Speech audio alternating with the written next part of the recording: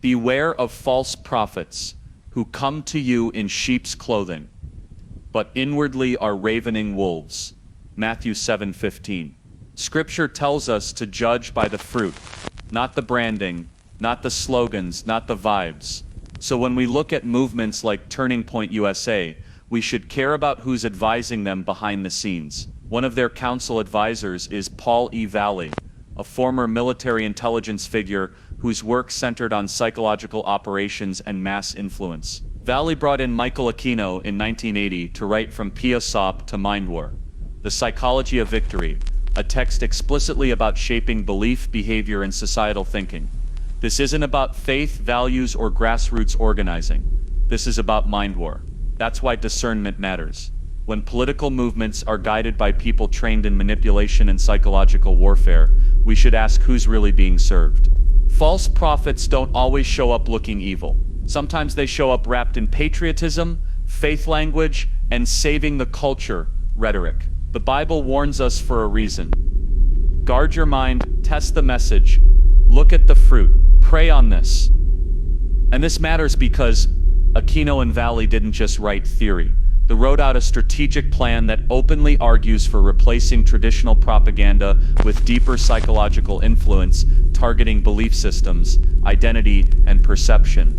They proposed embedding this approach inside US military structures, training operatives not just to persuade but to shape environments and decision-making, and they called them mind warriors, describing them as psychological architects. People deserve to know who is shaping movements. Michael Aquino passed in 2019, and by that time he had written over 10 books on Satanism, including the Satanic Bible 50th Anniversary Revision in 2018. His satanic church, the Temple of Set, is still active. As for Paul Vallely, besides working with Turning Point, he's been deeply involved in influence-driven movement. Vallely has openly described his background in psychological operations, perception management, and belief shaping, and that mindset carries over into how these movements operate. So Christians should pause when the same figure with a long history in PSYOPs and documented collaboration with a Satanist on belief manipulation doctrine later appears as an advisor connected to Turning Point USA.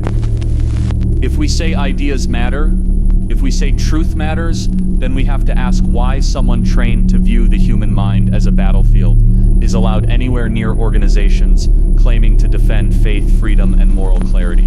Paul Vallely chose to collaborate with an open Satanist to develop a doctrine specifically about shaping beliefs, perception, and identity. Did Turning Point question his relationship with a Satanist? Do you question it as a Christian? Scripture is clear.